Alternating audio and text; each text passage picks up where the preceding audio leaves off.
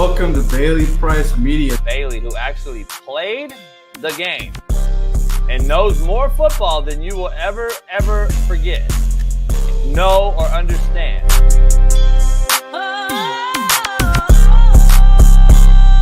Man, shout out to Bailey Price Media. I am so excited to see what you're going to do with this channel. Everybody like, subscribe, comment, follow Bailey's journey. This is going to be real good. I'm excited for you, brother.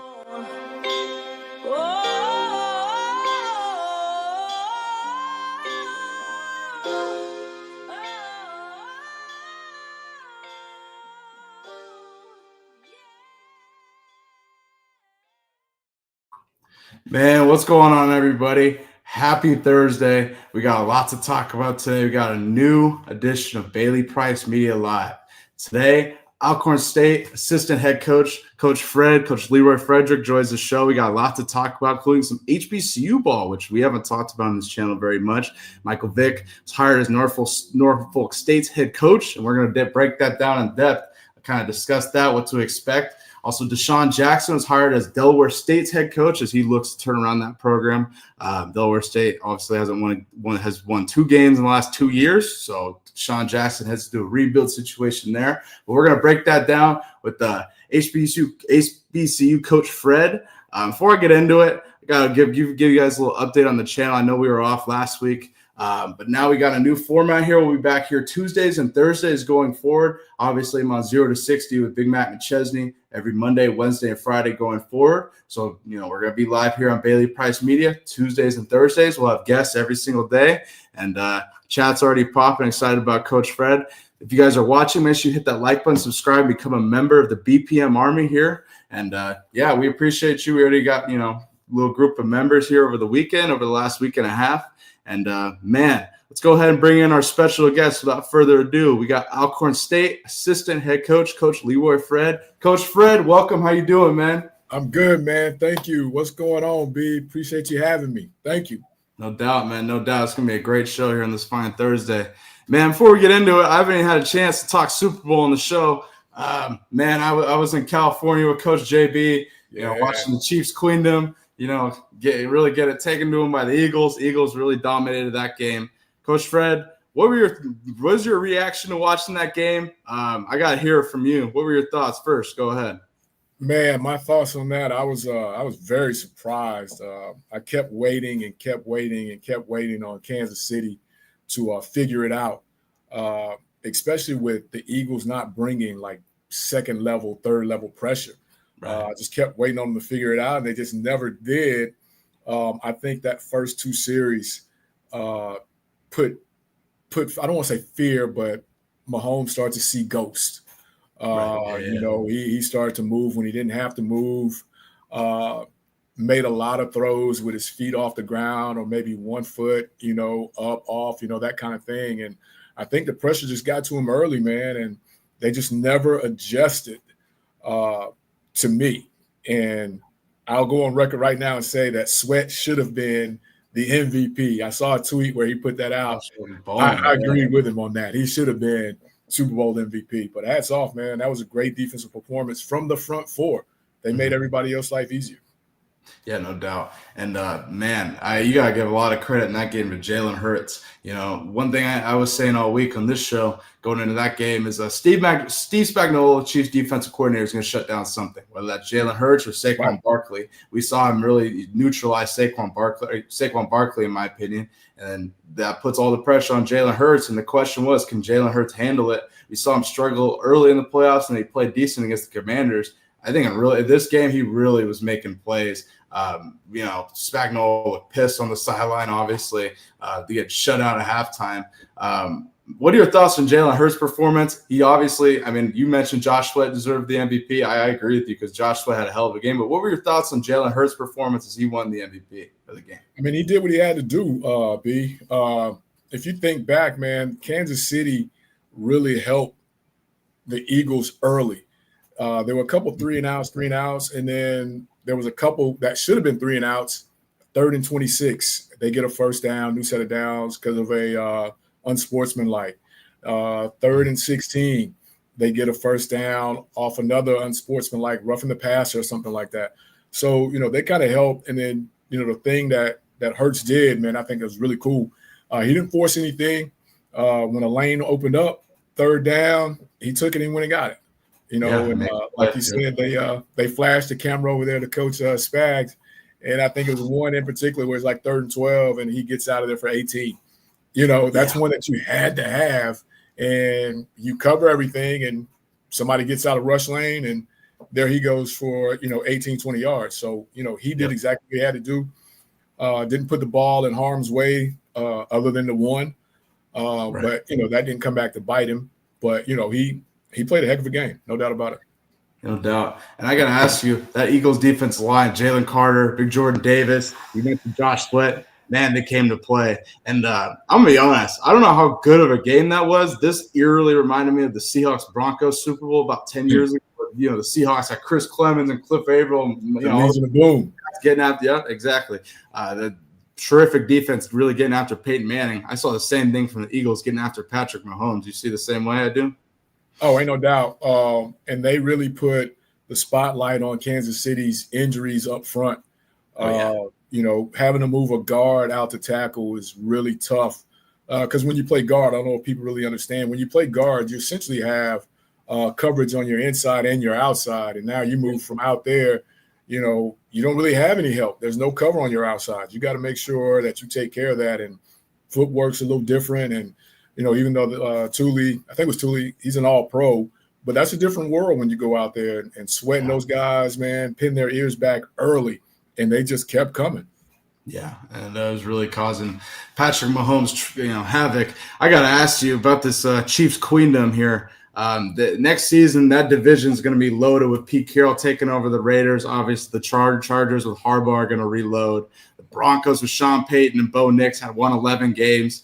Yeah. Is this dynasty done? And I ask you because of that division. That division is going to be really tough, in my opinion. And if I were making the argument, which I will, I think it's going to be really hard for this Chiefs Queendom team to get back and be that dynasty. I think it's going to be really difficult. What are your thoughts? Where did we get the Queendom from? I've been meaning to ask that, man. Well, so JB about how long? Probably a year and a half ago started rocking the Chiefs Queendom. I think it was right when I started working for him. He rocked the Chiefs Queendom shirt, and the rest is history. That's we call him the Queendom.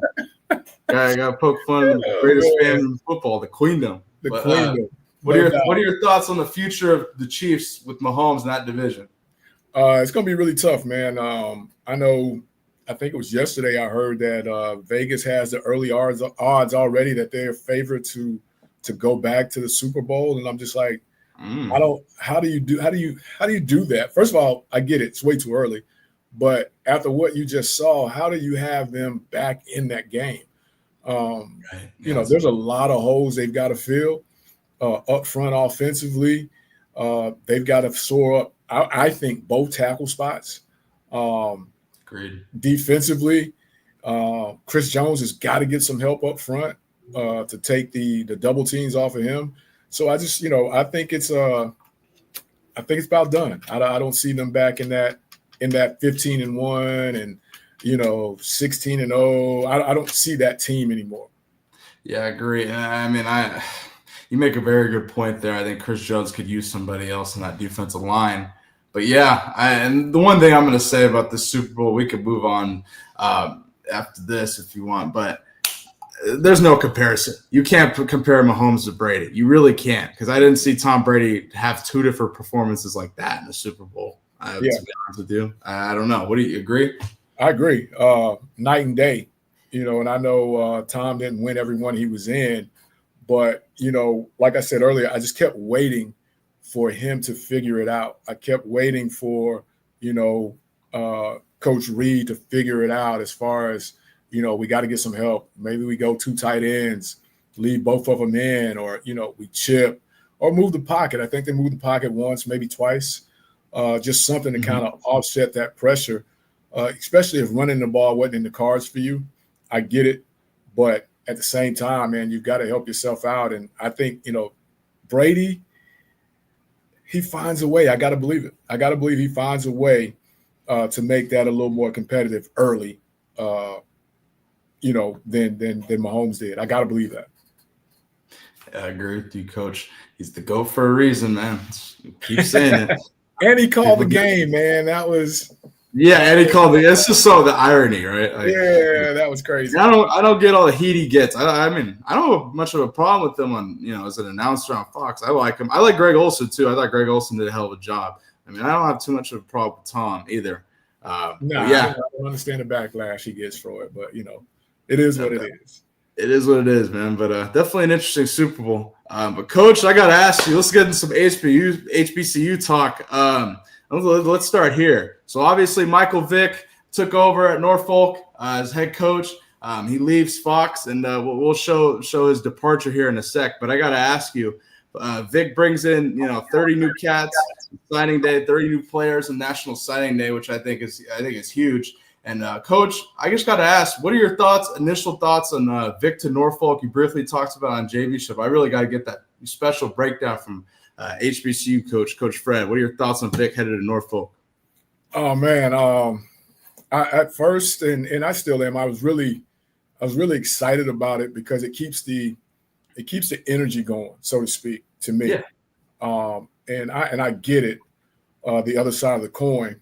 If he's not serious about it, then it'll show early B. If he's not serious about it, and then I have a problem with it because there are guys that would have loved that opportunity that would be really serious about heading a program. So we'll see here in a little bit how serious he is about it.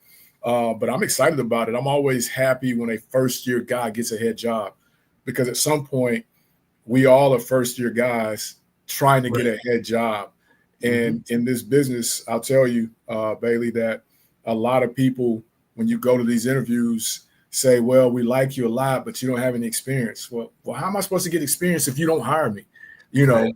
So I'm hoping, as a first-year hopeful head coach at some point, I'm hoping that he does well because now you can hang the hat on. And I'm not talking about the fundraising part. I'm talking about the football part, that it looks good, that they win some games.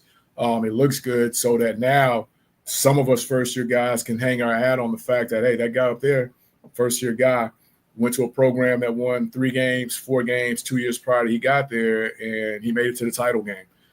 So I'm hoping for success for him because that's going to bring a lot of people along with his success. Yeah, no doubt. That's a great point. And I got to ask you, transitioning from player to coach, you obviously played in the CFL. I got to ask you, Vick transitioning from player, where he worked in media at Fox, and now transitioning to coach. Talk about that transition. How do you think he'll handle it and what goes into it? Go ahead. Oh, man, that's the tricky part about this as well. Because as a player, we keep a different schedule than coaches keep. Right. So, I don't know how much of that he fully understands at this point. And that goes to, our point about him being serious about it. It's going to be a lot different than going to work at the network, finishing the show and going home.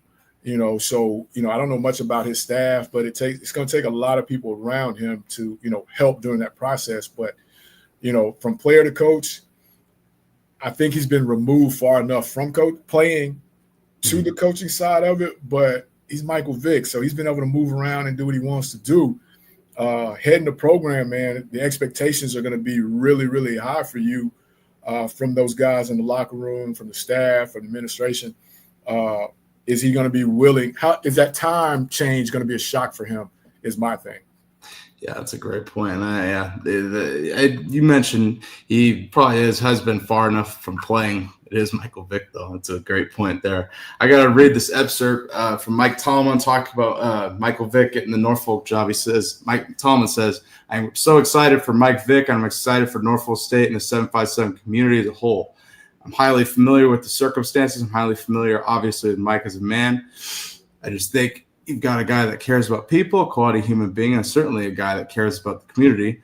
So what better leader to put him in that circumstance? I'm rooting for that group and can't wait to see the exciting work that happens with Norfolk State football.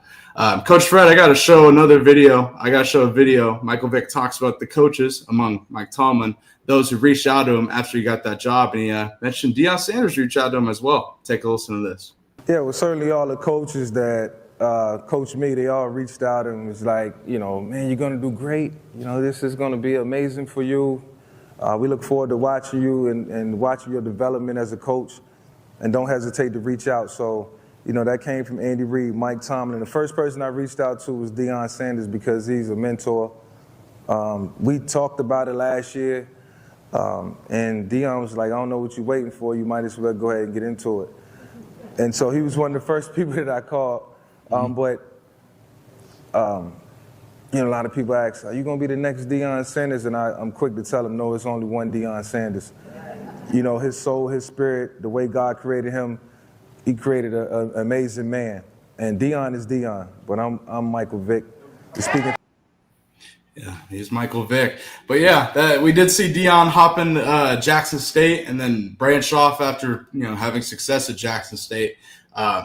Norfolk went 4-8 last year, and Vick takes them over, bringing in 30 new kids on the signing day. What are your thoughts on those? Vick's mentors kind of having some good words, some praise for him, and then your thoughts on Vick's comments. Go ahead. I think that lends to who he is as a person, and I get that.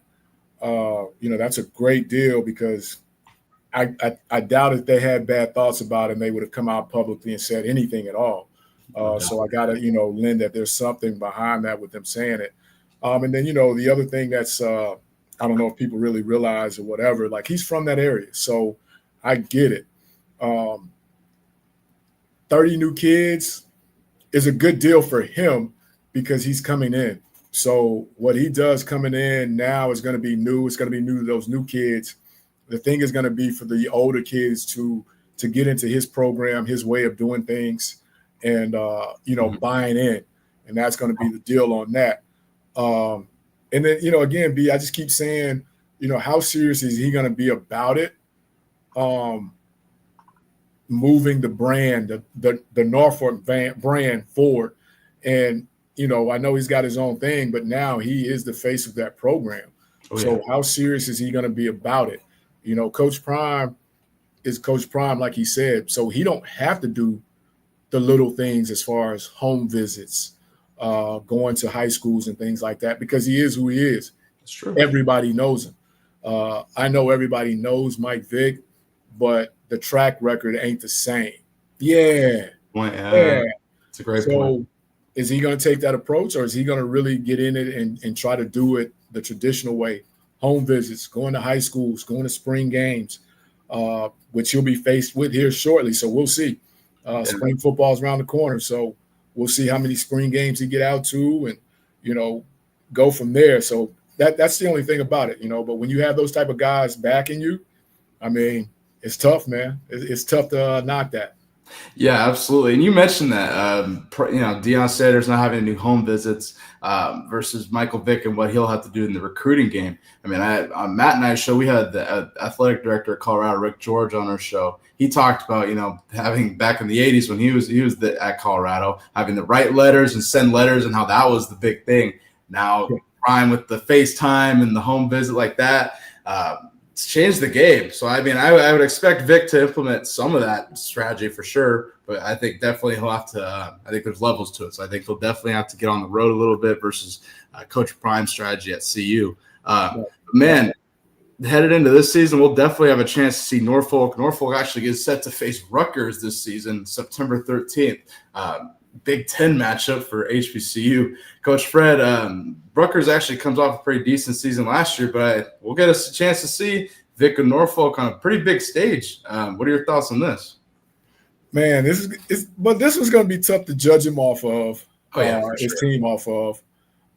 I think the thing you want to see, if I'm in there with Coach Vick, I think the thing you want to see is the retention of what we work on, what we do. How orderly we can do it and make sure the product looks good. Now, we understand that we're playing Rutgers, like you said, who had a resurgence in their program, and they were actually contending late down the road for their conference title. So, it's one of those deals of where you hope that you can kind of come in and move the ball, come in, make some stops, and actually look like a football team is what you want in this situation.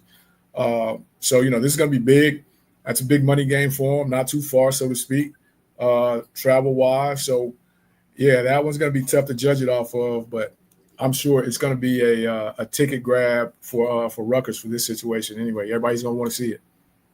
Yeah, I agree. Definitely a ticket grab, and it's one thing. It's an opportunity on a big stage. That's the one thing I wanted to highlight from there. Playing a Big Ten team, especially in Vick's first year at Norfolk, I think there'll be a lot of eyes on it. You know what I'm saying? That'll be interesting. Yeah. Well, Coach, let's move forward.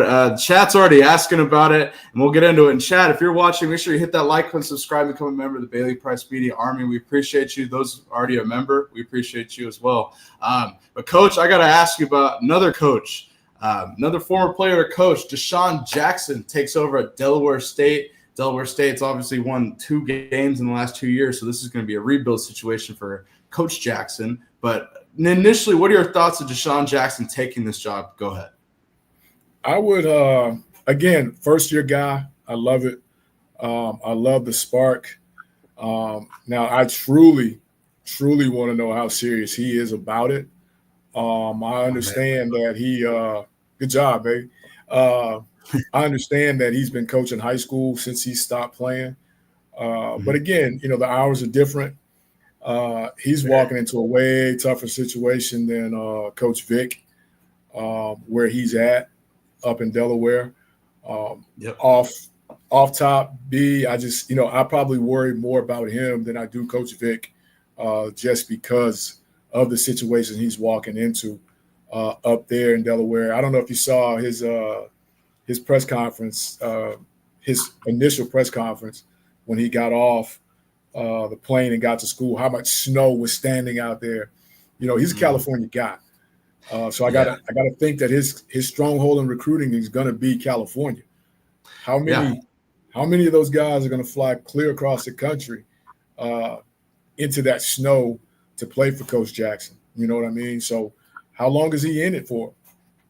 Yeah, that's a great question, and that we're going to discuss that, him being from California and that being a recruiting tactic, because he brought in a signing class and he brought in a couple cats from California, and I'm going to ask you about that in a second.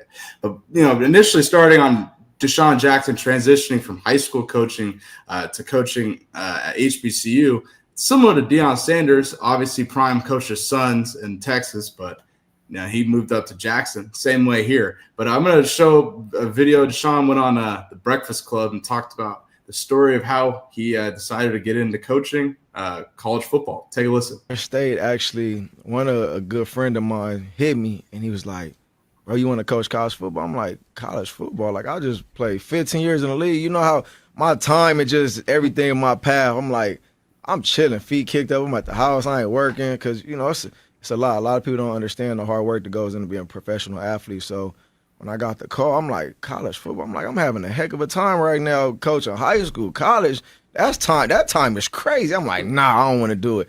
Literally like an hour later, I got another call from Coach Clark, who's like a big brother mentor to me. And he was like, bro, you interested in coaching college? I'm like, hold on, what the hell is going on? It's getting crazy now. I was like, man, ain't you in school? Because he's a teacher. I'm like, ain't you in school? I said, man, call me back later and we'll talk about it. So I sat back and thought about it. And I was like, you know what? I'm going to consider it. And literally less than 48 hours, I'm on a flight going to Delaware. So they actually inquired on me and reached out through a few mutual, guys I knew. And it was like, man, I had to go take this opportunity, man. I said I couldn't pass on it. If it's something I really want to do, and obviously it's changing young kids' lives, I was like, man, I ain't going to pass on this one. Now, I know Kevin Hart, Man, Coach, what were your thoughts on those comments? I'm curious to hear from you. Go ahead. Man, that's like the third time I've watched that, and I have the same initial thought, and you tell me if this is where you are with it. Like, he really didn't want to do it. Like, yeah, that is something that comes. I mean, yeah, that is definitely gives that a look for sure. Yeah, he really didn't want to do it, and now my thing is when he realizes that he's got to give up his month of July, because that's when you've got to get ready for your camp. You bring those kids in the summer. I'm assuming that's what he's going to do. Let me put it that way. I'm assuming. I don't know what he's going to do. But we bring our kids in July, and we have our kids in July, and we're getting ready for camp in August. But you've got to be there. You have the month of June off, but you got to be there in July. and coach figures out a way to give everybody a couple days so you don't completely get burned down in July before you get to August camp. But when he realizes that, when there's the big NFL game on Sunday, and really he shouldn't be going, but is he gonna go and leave it to his assistants to handle stuff on Sunday? He comes back on Monday. It's a 360 from high school to college, and it's definitely even more of a twist when you're talking about coming from. He was at a pretty nice high school in California to a situation like Delaware. Now maybe he's got some people that's going to put some money in it to make it more enjoyable, which I'm sure he is. But just the time factor, man, I just worry about it more with him, so to speak, than Vick. Yeah, that's a great point. And I think Delaware State's program is definitely more of a rebuild situation, Vick going into Norfolk. And you mentioned money coming into Delaware State. I got to show this because I was going to say this for the end, but you brought it up. DeSean went on Pac-Man Jones' podcast, and he was talking about NIL deals. And Pac-Man says I don't even know if this is legal, but he says if Delaware State wins 7 games, he'll donate $100,000 to their NIL. Take a listen to this. Any NIL deal. Yeah, it's the Pac-Man Jones NIL deal. We're going to get the Pac-Man to donate and put the money. Yeah, we got some NIL money coming. If y'all win more than 7.5 games. 7.5. You got to think, hold on, keep it in mind. How many games y'all play? 2 games in the past 2 years. They got nothing to do They with me. only won 2 games in the past 2 years. If I'm up there and you up there, we better win 6 to 5 to 6, 7 games. All right, there you go. Tall task, nonetheless. Coach Fred, I just had to show that because you brought it up. But something you talked about earlier, recruiting from the state of California. This is a kid who coming from the state of California named Jaden Robinson, receiver. And obviously, he says committing to play for Coach DeSean Jackson. Now, I think this is a big recruiting tactic. I mean, big enough because DeSean's from the state of California. State of California is huge, a lot of talent there. Do you see that? And you mentioned that it might be tough. Do you think that DeSean can get some kids from California headed all the way to Delaware? Yeah, you know what, baby? I mean, getting them to go there is not going to be the issue. Getting them to stay there is going to be the issue. You know what I mean? Getting them to stay there is going to be the issue that he's going to face. Good job, Cole. That's going to be the issue, getting those kids to stay there. And I've never been there. Let's get that out there. But it's a different world from California. So getting them to stay is going to be the task. And then getting him, I guess, to understand the type of kid. And I'll tell you, I've been in coaching for a while. Recruiting a California kid is way different than recruiting a kid from Florida, Georgia, Alabama. California kids are a little different. So I'm sure he knows how to handle them because he is a California kid himself. Why do you say that? I'm curious. They are a little different in the sense that I'm not saying all of them, the ones I've dealt with. Yes. They're not as tough-minded, so to speak, as those kids from Florida, Georgia, Alabama, the Carolinas. They're not as tough-minded. And then, Lord forbid if that kid comes from the city, so to speak. Getting a kid out of LA, man, you got to be at a Power 5 type thing. Because if you get a kid out of LA and you bring him to rural Mississippi, it's only a matter of time before he starts to thinking about what he left out in out in LA and wanting to get back to it. Yeah. And I mean, I never really understood. I was out there over the weekend. It's beautiful out there. I get it. I hear you. But that's an interesting point you make there, Coach Fred. I would have never really thought that, but that's a great point. Especially, you got to recruit kids to the state of Mississippi. DeSean's got to recruit them all the way. It's tough, man. Yeah. How many colleges are you flying over? Right. From California to go to Delaware. What I mean? And you have to take all those things into account. And then, for both of them, this will be their first time actually recruiting. And it's different. It's a different world now. We always talk about it. It's not the same, like you said earlier. It's not the same as writing letters, phone calls, visits at high schools, visits at the home. It's a way different game now. So, again, they have the backing. If he gets to 7 games, Pac-Man told him what he'll do. Maybe he has some of that stuff on the front end to where he can get, deals for certain kids and hope, entice them to stay there at Delaware State. So it's going to be a tough rebuild. 2 games in 2 years. If he wins 3, they should probably put a statue up of him. If he wins 4, they should probably name the stadium after him. If he wins 6, it should be his town. You know what I mean? Oh, shit. If he wins 7.5, he'll get that giant Pac-Man Jones NIL deal. But, man, I got – yeah, exactly. And I'm going to just read a couple quotes from, several prominent figures in coaching. This is from Coach Sean McVay talking about DeSean Jackson. He said, I could talk about this guy talking about DeSean Jackson all day, but the short of it is that you get a high-character leader of men, a student of the game, and an authentic passion that will inspire new supporters to Delaware State University football. Another one from Coach Andy Reid. He says, I cannot be more supportive of his desire to coach Division I football and would stake my career on his success at Delaware State University. I cannot wait to see where he takes the university and when the university takes him. This is a win-win for everyone, particularly the young men that get to learn from him and the incredible staff he will assemble. Man, just wanted to show that, kind of discuss that, and show just the praise for prominent figures in coaching on DeSean Jackson at Delaware State. And this is something, Coach Fred, and that's why I brought you on. This is something that isn't covered much. And from my personal opinion, I'm not seeing a lot of noise going to this versus 2 years ago, 3 years ago, Deanna Jackson. I don't hear as much noise about this. Well, I'm definitely interested to see what DeSean does at Delaware State. Yeah, no 60-minute coverage, no very little, maybe 30-minute segment when it all happened on ESPN. So, yeah, like you said, it's levels to it. And, both of those guys had great careers, no doubt about it.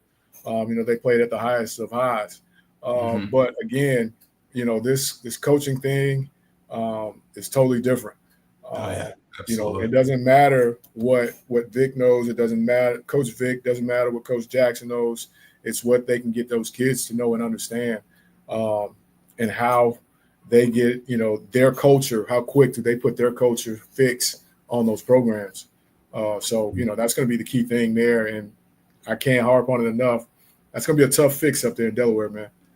That is going to be a tough fix, a rebuild nonetheless. And we'll cover this in depth all offseason leading up to the season. But, Coach, great breakdown, great perspective on DeSean Jackson and Michael Vick. I got to move forward and ask you about some NFL, and we'll talk a little college before we get out of here. But this is something I'm curious on your take on. The Jets today officially announced that they are moving on from Aaron Rodgers after 2 seasons. And, Coach, I got to get your take on this because what's next for Aaron Rodgers? Where is he going to go? And I have a theory for you. The Indianapolis Colts need a quarterback. Coach JB talked about this morning, and I think he has a great point on it. The Colts need a quarterback. The Colts team, not as bad as people might think. Considering what they have around Anthony Richardson, a decent offense line. You got Jonathan Taylor. You got a D-line with DeForest Buckner and others. You got Zaire Franklin, linebacker, Kenny Moore in the secondary. Decent pieces there, right? But they're lacking a quarterback, in my opinion. But the reason why I really wanted to bring up the Colts for Aaron Rodgers is this story. The Jets reportedly told Aaron Rodgers that he could no longer appear on Pat McAfee's show if he wanted to return next season. Coach Fred, I saw this and kind of laughed at it. I brought this up with Matt Bachesi, and we kind of got into a heated debate yesterday about this just because he believes Aaron Rodgers is self-centered. He's missing mandatory minicamp to go to Egypt and do a bunch of other shit. He's going on Pat McAfee's show, and the Jets are losing. All valid points, in my opinion. But nonetheless, it doesn't matter now. The Jets are moving on with them. Do you think that this could be him, maybe a big middle finger to the Jets, him going to the Colts and going on McAfee every day? What are your thoughts? Well, I saw this and it puzzled me. So, I need to ask you a question. I need to answer your question with a question. Like, is he making a bunch of money doing the McAfee show? So there's a report that came out that Pat's reportedly paying him like $1 million each appearance or something. Like, he's like, I believe so. Like, let me go double check, but I believe he's getting paid very, very well. And I don't think it's not money that you would walk away from, in my opinion, as far as I know. And I always, in my mind, I'm like, okay, again, how much money does he need outside of what he makes football wise? But that's neither here nor there, counting his pockets. But the mandatory mini camps, missing those, and I feel the Jets, man, you don't want to bring in a new head coach with having to deal with that, because he's not going to bench him. Right. So, the next best thing would be to move on. No harm, no foul. But in on his side, I could see him doing that, and I could see the coach doing it, because this gives you a chance to really sit AR5 down and give him a chance to learn, be behind Aaron. There's no threat. Hey, look, we're going to play you in certain packages, but this is a chance for you to learn. If Aaron's willing to do that and teach, this is a chance for you to learn behind one of the all-time greats. I can see him doing that. And as you said, they're not as far off as people think. Defensively, they're really good. Oh, yeah. Offensively, they just need a few more pieces, game pieces outside. Yeah. And I think they'll be pretty good. Yeah, I agree. And I mean, here's what I know on the Pat McAfee paying Aaron Rodgers situation. I know that Aaron's made at least over $1 million in appearances on his show, and that's as of like December of this year. He's definitely getting paid, and it's definitely something that I don't know if you'd walk away from just from going on a podcast once a week. Just gonna throw that out there. If I were a quarterback, I wouldn't walk away from $1 million a week. Just go on a show for 30 minutes. Like it's free money.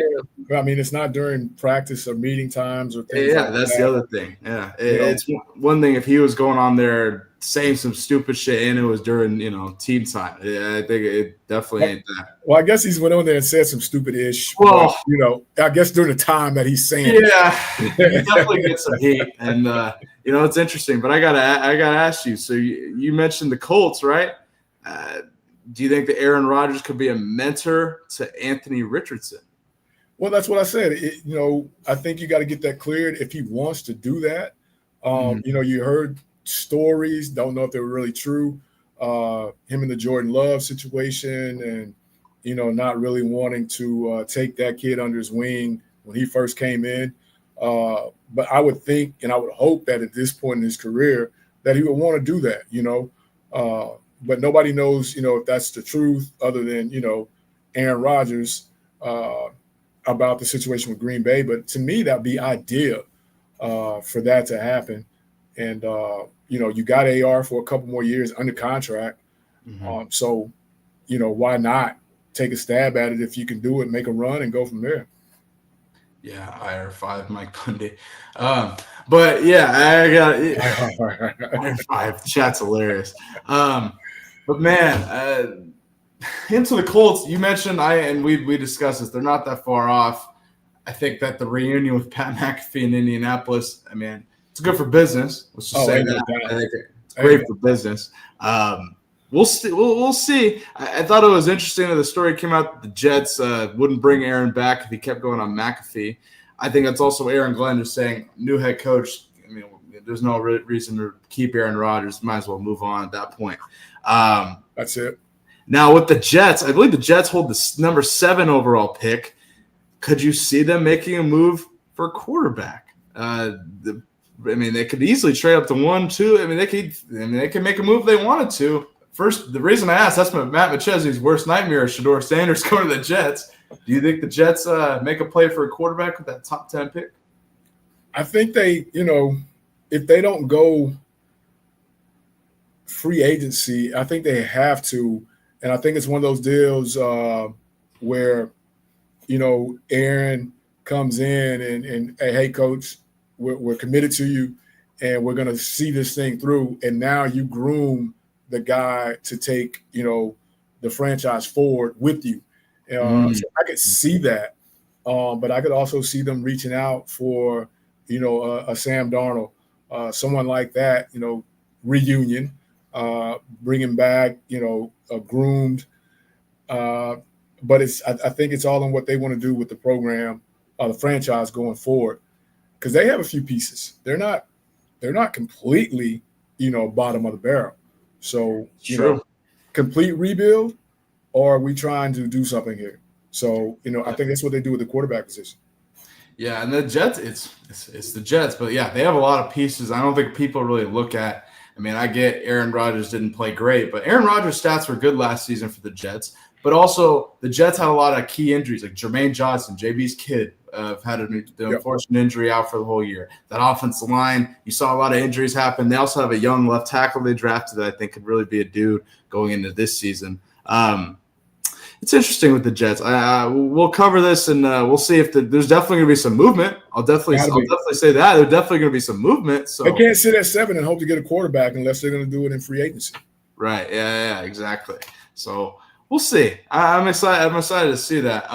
Shout out to Mike Mundy, gifting 10 memberships to the channel. Shout out to Mike Mundy. You're the man. I appreciate you watching, man. Man, let's go back to college a little bit. I got to ask you. It's talking Bill Belichick and North Carolina Tar Heels.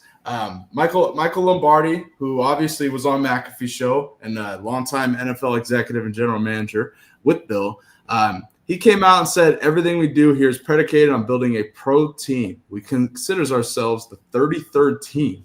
Now, Coach Fred, I got to ask you, this is the new college football, in my opinion. It's professional football. We've seen Deion Sanders among every other coach in college football treated as such. You see Bill Belichick coming from the NFL to college and saying, hey, if we recruit you, we think you're an NFL guy. We think you're a pro guy. What are your initial thoughts on the approach of Michael Lombardi and Bill Belichick and how they're building that North Carolina program? It sounds great, Bailey, on, to say, put it on paper, sounds great. But we've all heard the stories of Coach Belichick, and it's going to be a quick adjustment period for him, right? Because the one time in this day and age, whoever that number one player is at North Carolina, the one time that he goes up one side and down the other, how is that kid going to take that? Not saying you need to soften your approach or whatever, but in this day and age in college football. AAA football, because you're right, it's professional now. AAA football, you have to kind of be strategic in the way you do things, and I like it. It sounds great. They're going to attract some kids off the portal, I would think. Guys, hey, I'm trying to get to the next level. I know he can. I know he's been at the level. I know he can give me what I need to get to the next level. But how many?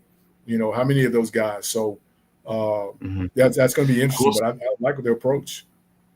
Well, I covered Bill Belichick. He brought in a large transfer portal class earlier in the year, and in total, he's brought in a lot of kids, including some high school freshmen as well. We obviously saw Bill out recruiting. We see all the Twitter and Instagram posts of Bill out recruiting and taking pictures with different recruits and stuff. Bill Belichick's definitely out recruiting, doing it the old school way, which we don't see Prime do. But it's interesting. Sticking on this North Carolina team, I got to show a clip of Lombardi, Michael Lombardi, obviously general manager, just talking about how they're building this North Carolina Tar Heels program. Take a listen to this. Brand. I mean, we have this UNC logo is worldwide, so we shouldn't limit ourselves. I think that we can walk into any school and say, we're North Carolina. We have the greatest coach in the history of football, and we have a great university. Come play for us. I think it's a powerful message. We have a great hell of a recruiting ploy. You get to sit here and say Belichick got all the rings. We saw him at NFL Honors with his 24-year-old girlfriend wearing all the rings. But Coach, what are your thoughts on Lombardi's comments? I mean, it's they're doing it the right way. I think they're saying the right things. That's going to be a tough league, though. Right. So, you figure a lot of those teams are going to, have gotten better. I'll say this to what you just put up the last graphic, Bailey. We went really heavy one year in the transfer portal, and we got some dudes on paper, but the problem was we couldn't get them to mesh. Yes. You know what I mean? It just didn't mesh. It was great on paper. I mean, it was, oh man, we had to the championship game. We keep everybody healthy. We kept everybody healthy, and we were 6-6. You know, it just never clicked. You know, you got a bunch of guys that are 6-month rentals, essentially what it is. You know, so that's going to be the key with all those transfers, and that's going to be the adjustment for him. But I guess it wouldn't be, because I guess that's the same as in their mindset, free agency from where a coach just came from. Yeah, and the pros, yeah. And that's really my biggest point with this is I think that in this college landscape, you're seeing a lot of coaches either get out, or a lot of coaches are saying, I don't want anything to do with this. I think Lombardi and Belichick's approach is like, I mean, it's just looking at it for what it is. It's a business. It's the wild, wild west, and this is what the NCAA wanted. And they're saying, you know what? We're going to treat it as such, and we're going to just run it, you know, try and run it to the best of our ability, you know, and it'll be interesting, you know, as this NIL shift happens, you know, going to revenue sharing and all this stuff, and how Title IX plays into it, and all this crazy stuff we're going to see unfold here in the next few months. I mean, Bill Belichick, getting to work here, and they, like Lombardi says, they consider themselves the 33rd NFL team. So, yeah, exactly. And I enjoy covering them. We'll cover them in depth. You mentioned their league, the ACC. Yeah, it's going to be interesting. It's going to be interesting to see how the ACC plays out. You're seeing Dabo and Clemson get into the transfer portal a little bit. I don't know what's going to happen with Florida State. They obviously bring in Castanel, the Boston College quarterback, Bill O'Brien got rid of, I believe, or cut. You're going to see SMU and see how SMU reloads under Rhett Lashley. You're going to see all kinds of teams. Georgia Tech, who's got to go play Colorado week 1. Louisville. You know, Coach Braun at Louisville is going to have those guys. I mean, they were right there at the end as well. And then what do you expect out of Miami and Carson Beck? Coach, I'll ask you, what do you expect out of that team? For the money they've paid for that team, man, they've got to do more than the Pop-Tart Bowl, you know. And there's no knock on the Pop-Tart Bowl. The Pop-Tart Bowl is probably one of the better bowls, man, pageantry-wise. It's probably one of the better ones, but it's not where they paid to be. They paid to be in the playoffs. So, you know, it is insane for me to even think about them giving a kid, they say $6 million, but, you know, okay, anywhere between $5 and $6 million to come play quarterback for 6 months. That is insane to me. Yeah, it's even more insane if you don't get to the playoffs. Right. Yeah, that's true. And man, do you think that they got screwed with the rankings? I don't think so, because I think that was a bad loss in Syracuse, and it wasn't enough time to come back from that loss. They had also almost lost at Cal, the Virginia Tech Hail Mary. They had quite the run. You know, they had to come back in a lot of those games that they were supposed to outright win, so to speak. Yeah, amen. That's facts. Well, we'll cover the ACC in depth. Wild West, Coach. This wild college football landscape we're in. But, Coach, I can't thank you enough for joining us. A great show here on this fine Thursday. Talk HBCU ball. Got that special insight from you that only you can give, and we appreciate you joining, man. And we'd love to have you on the show again soon. Talk more football, talk more whatever. You know this news is going to drop like crazy. So, Coach, I appreciate you joining, and I'll holler at you offline here in a sec. But, man, I appreciate you. Thank you. Thank you.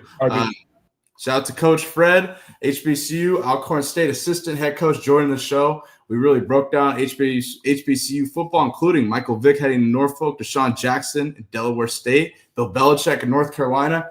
Man, chat, I appreciate you all those who became members. Mike Bundy for donating memberships. Man, what a show. We appreciate you. Going forward, we're going to be live here Tuesday and Thursday here on Bailey Price Media Live, having new shows every single week. And this is just the beginning. You know, people mentioned in the chat, we got to get more people in here. That's right. But all I'll say is just wait. I'm confident that this will grow. We're going to build a community here. And going into next football season, this is going to be the premier show for college football and NFL coverage. But if you're watching, make sure you hit that like button, subscribe, become a member of the Bailey Price Media Army. And if you want to donate, super chat button is open. And I'll see you guys next Tuesday. Have a great day. And, man, see you on the Coach JB Show, Big Spitty, tomorrow morning, 9 a.m. Eastern. Peace. Welcome to